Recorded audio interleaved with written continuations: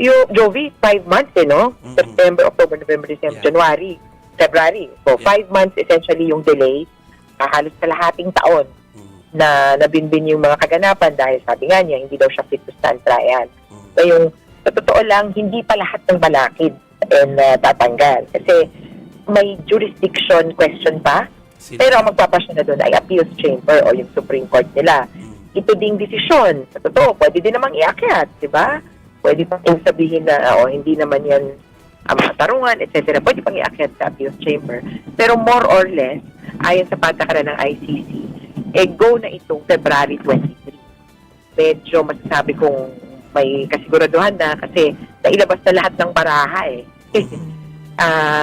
noong September, kaya nga na-delay yun. Ito, wala na halos akong nakikitang pwede nilang i-pull off at the last minute para ma-postpone pa yung February 23. Siyempre, para sa mga biktima, isa pa lang na hakbang, pero kanina, malayo na, pero malayo pa.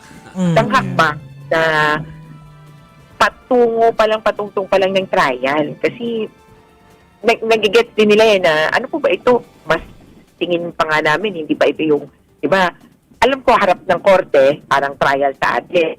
Pero mukhang ang itsura pa nito, kung sa atin sa sitwasyon natin, mas nandun pa tayo sa stage na PI. Yung preliminary investigation, pero judge na yung kaharap natin, yung pagpapasyan pa, ano ba yung actual na charges to be faced by Duterte. Pero, attorney, pakipaliwanag nga po sa amin, ano po yung pinagbatayan ng korte para masabi na fit to stand trial ang dating Pangulo? Malaking factor. Siyempre, sumandig sila doon sa report na medical experts. So, itong panel of experts, sa totoo, medyo hindi naman disclose, napapaisip na ako baka ito ay yung professors sila lahat. So, I would imagine, ang trabaho talaga nila is more of teaching and with a practice, of course, pero teaching and may stature na ito sa respective na fields nila. Ang mga experts na umupo ay merong neurologist, neuropsychologist, forensic psychiatrist, geriatric and behavioral neurologist. So, lahat ito patungkol sa utak. Specialized na specialized.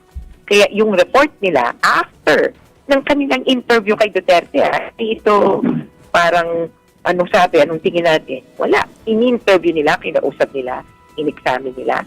After their findings, pag naman konting, yung mga kuti-kuti na parang kulang, parang mahina siya sa ganitong bahagi.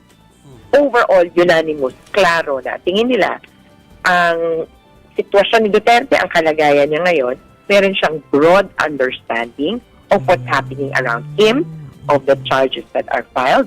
And sabi pa nga ng isa, sabi na natin may medical condition, kinonsider namin yun. He does not even, see the impossibility, dahil nga may condition siya, na hindi siya makapagbigay ng testimonya. Hindi magiging balakid yung medical condition niya na it could even be na makapag-take ng stand mismo si Duterte.